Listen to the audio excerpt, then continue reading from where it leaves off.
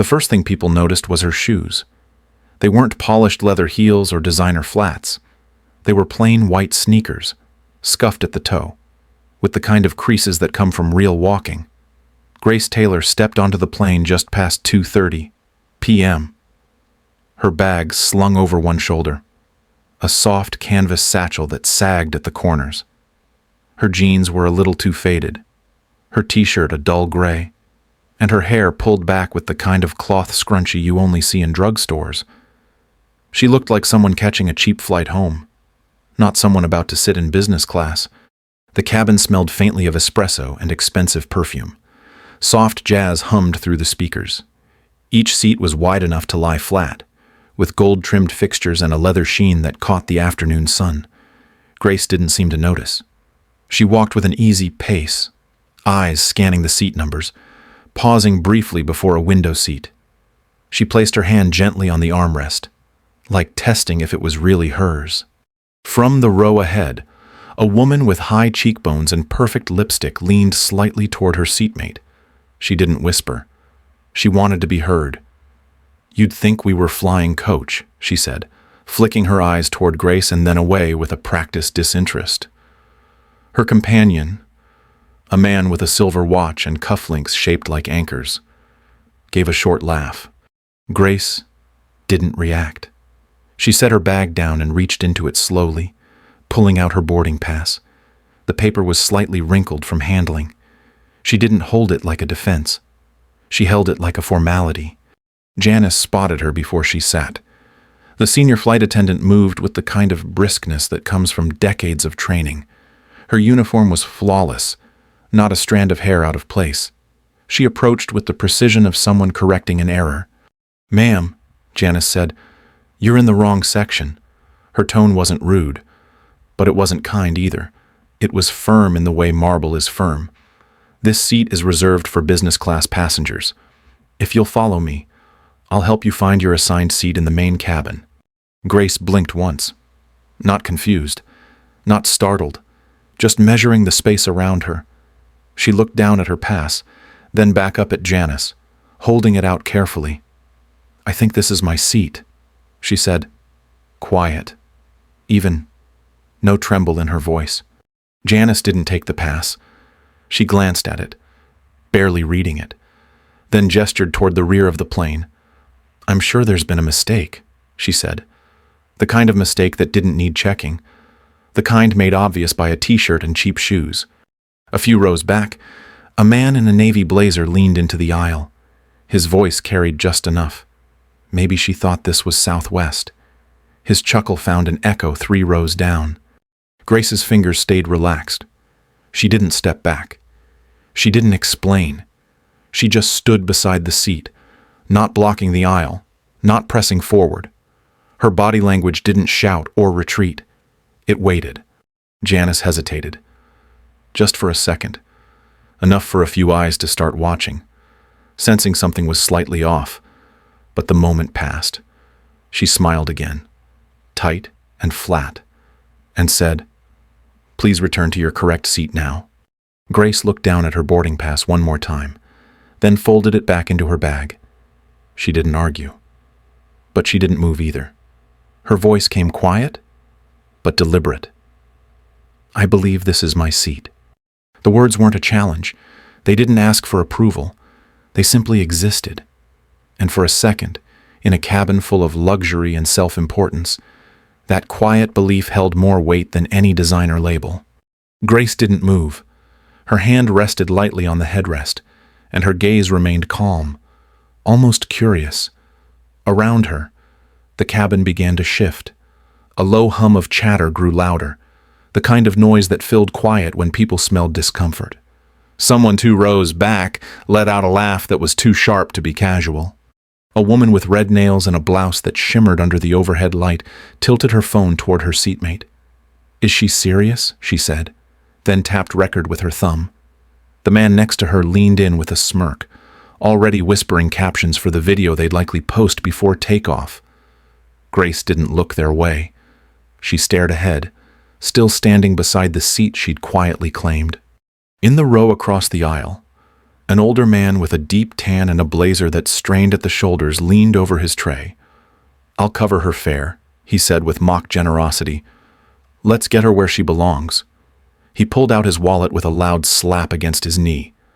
The motion, more for effect than purpose.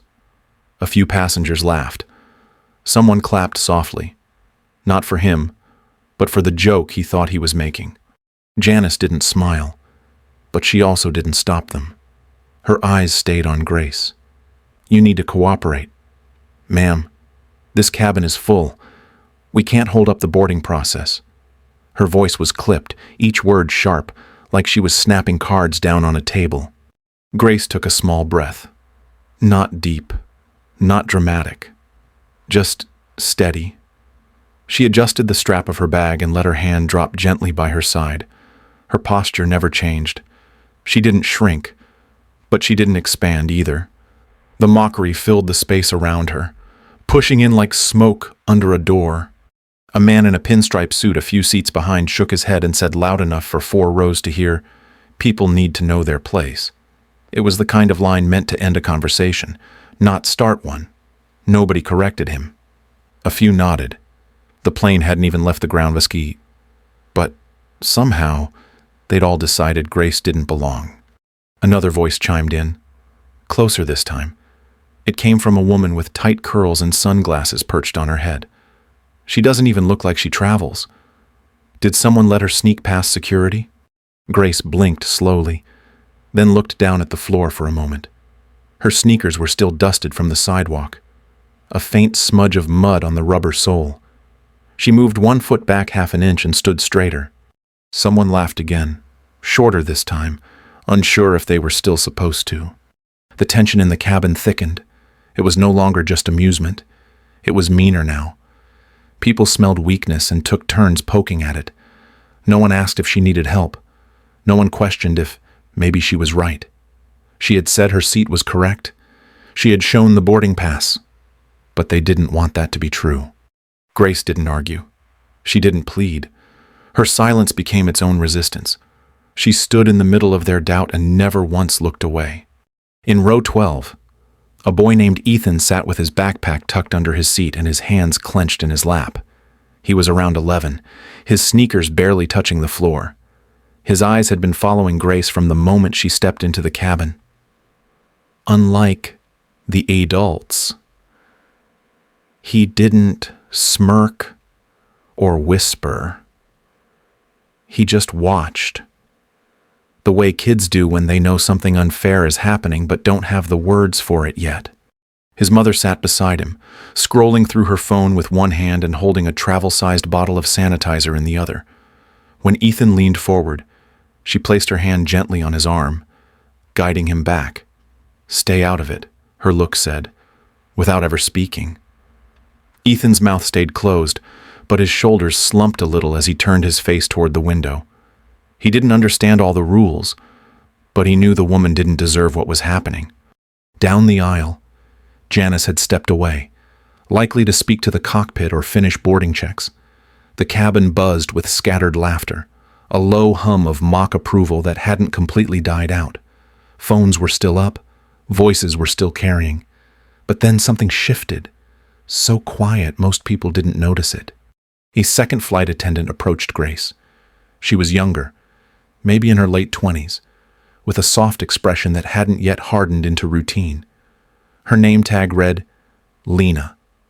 She held a small tray with a single glass of water. No lemon, no napkin, just the basics. Her hands trembled slightly, not from fear, but from knowing eyes were on her. Lena paused just beside Grace, her voice low. "Is this okay?" she asked, almost too soft to hear. Grace turned her head, her face calm, her mouth pressed into something between a smile and a thank you.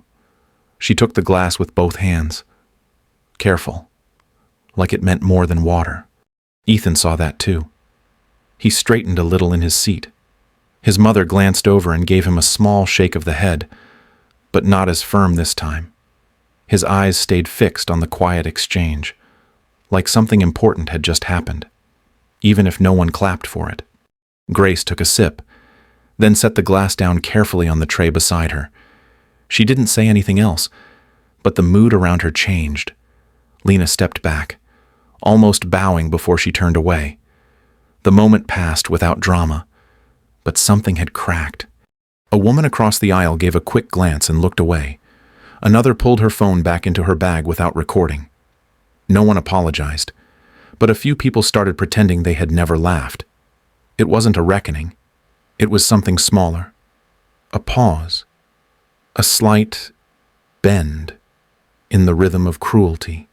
Grace remained still, her fingers resting lightly on the armrest now.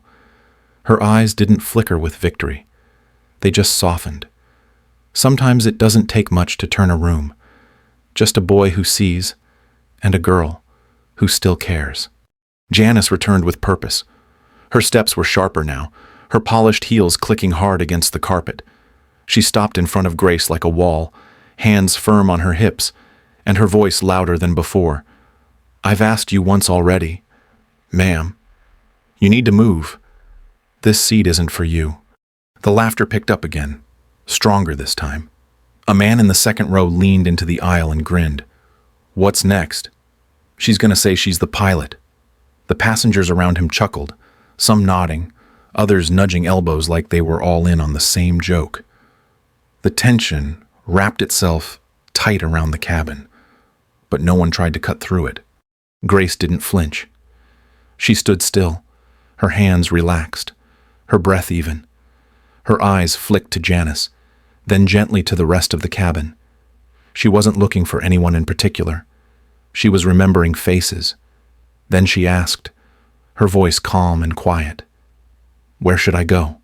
The question hung in the air, soft, but not unsure. It didn't break the laughter. It fed it. People laughed louder now, like she'd walked into the punchline herself. The same man from before wiped a fake tear from the corner of his eye.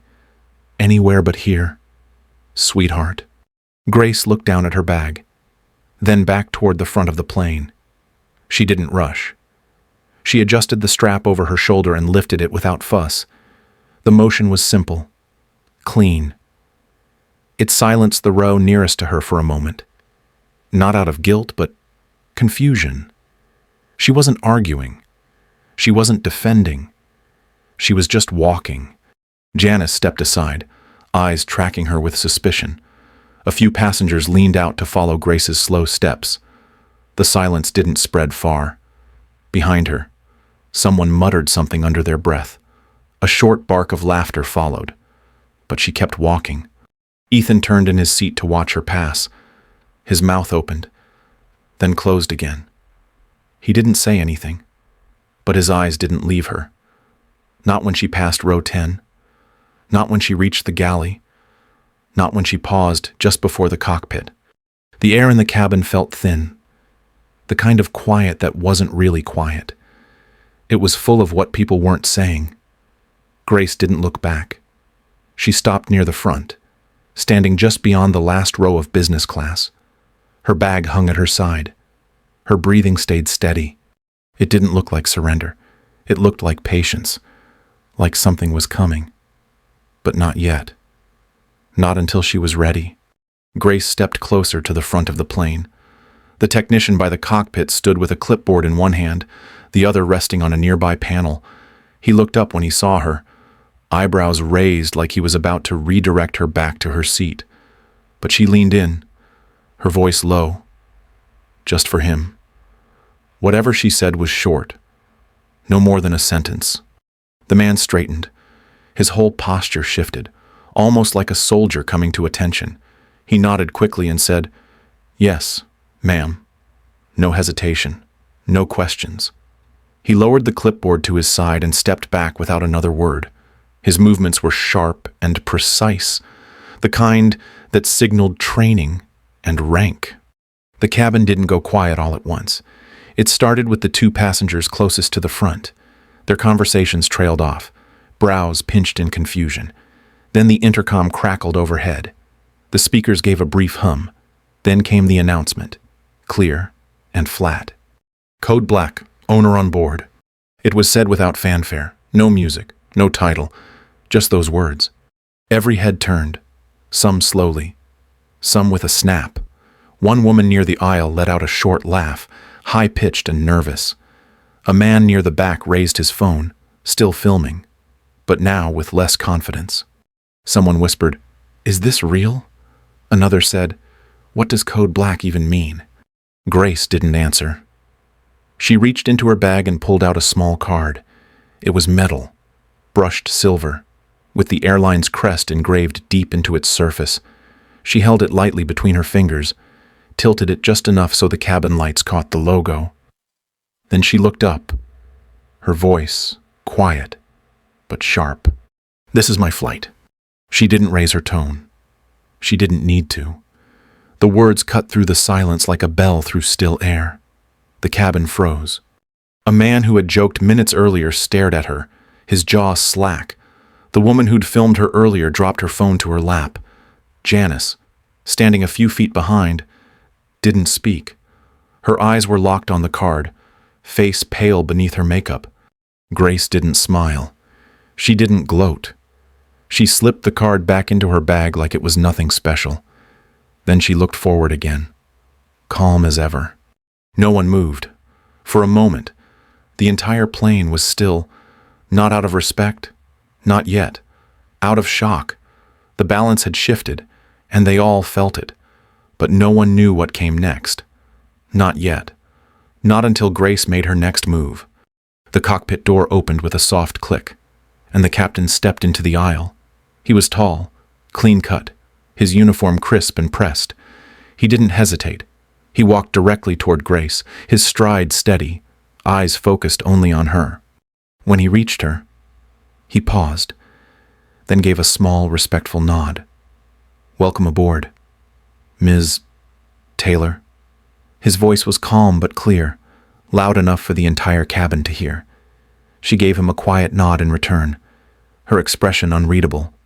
He turned to face the rest of the passengers. "For those of you unaware, Ms. Grace Taylor is the principal owner of this airline."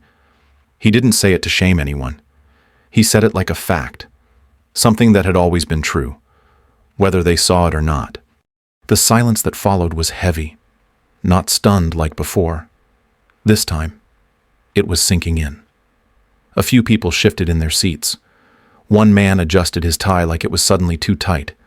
A woman lowered her phone, eyes down. Screen dimmed.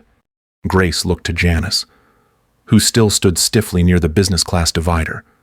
Her face had gone pale, lips parted slightly like she might say something but couldn't find the words. Grace's voice was soft but firm. "Janice, please gather your things. You're dismissed from this flight." The words weren't sharp. They carried no anger, but they landed with weight. Janice blinked. Her hands fumbled at her sides before she finally nodded, lips pressed into a line. She didn't argue. She turned slowly, shoulders drawn in, and disappeared into the rear galley, her footsteps quieter than before. Her badge caught the light once more, then vanished. No one clapped. No one dared. The only sound was the faint hum of the engines and the quiet rustling of people not knowing where to look. Then, from the middle of the cabin, Ethan raised his small hands and clapped once. Just once. The sound was soft, not meant to be applause, more like punctuation. He looked right at Grace, his expression open and steady. That single clap echoed more than anything said. Grace turned her head and met his eyes.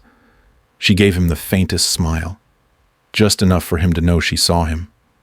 His mother placed a hand gently on his arm but didn't stop him this time. She just watched, her expression softer now. The cabin stayed silent, but it wasn't the same kind of silence. This one carried something else. Respect. Maybe guilt. Maybe clarity. Grace stood still, not demanding anything more. She didn't explain herself. She didn't need to. The power in the moment wasn't in what had been said. It was in what wasn't, in how quiet dignity had cut through noise. Justice had arrived, not loud, not cruel, just final. Grace returned to her seat in business class with no fanfare. She moved with the same quiet pace she had arrived with, her canvas bag resting lightly against her side. The same seat that had once been the center of ridicule was now empty, untouched, waiting for her as if nothing had happened. She placed her bag beneath it, lowered herself slowly, and reached into the side pocket to pull out a paperback. The book was worn, the spine curved from use, and she opened it without looking around. The cabin stayed quiet. No more laughter, no more comments, just the soft clicking of overhead vents and the occasional shuffle of a foot against carpet. A young flight attendant approached her carefully, holding a folded piece of paper with both hands. She didn't speak, just offered it with a small nod. Grace accepted it gently, her fingers brushing the edge of the note. Inside, the handwriting was neat and slightly slanted. "We're sorry. Thank you for your grace." No name, no title, just that. She closed the paper slowly and tucked it into her book. Then she turned another page and kept reading, her face calm, her breath steady. Passengers avoided her gaze. Some stared out the window, pretending they hadn't been involved. A woman near the front shifted uncomfortably, glancing down at her phone, then locking the screen as if trying to erase something. 2 rows back, a man frantically tapped at his phone, trying to delete a video. He didn't look up. The plane touched down at 4:45 p.m. The descent was smooth, and no one said a word. When the seatbelt sign dinged and the cabin lights brightened, people moved slowly, quieter than usual. Grace stood, adjusted her bag, and stepped into the aisle. As she walked toward the exit, Ethan stood too. His mother placed a hand on his shoulder, but he shook it off gently and turned around. He gave Grace a small wave, his eyes bright and steady. She paused for just a moment, then nodded to him, her mouth lifting into the kind of smile that only 2 people share when they've both seen something true. No one else spoke. Grace stepped off the plane like she had stepped on, calm and certain, walking into the soft light of early evening with her head high and her pace unhurried. Years ago, her mother had told her, "You carry our name." At the time, Grace hadn't understood what that meant. She did now. It wasn't about power or money. It wasn't about proving anything. It was about showing up and letting the truth rise on its own. She didn't need to remind anyone of who she was. She didn't need to win. The silence said everything, and for anyone who had ever been overlooked, laughed at, or dismissed, her walk down that aisle had done more than words ever could.